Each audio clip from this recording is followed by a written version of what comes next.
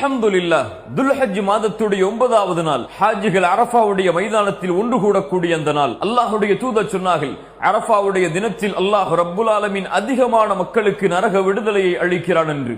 மேலும் அல்லாஹ்வுடைய தூதர் சொன்னார்கள், அரஃபாவுடைய மைதானத்தில் ஒன்று கூடி இருக்கக்கூடிய எல்லா முஸ்லிம்கள் முஃமின்களுடைய பாவங்களையும் அல்லாஹ் அன்றைய தினம் மன்னிக்கிறான் என்று. சுப்ஹானல்லாஹ்.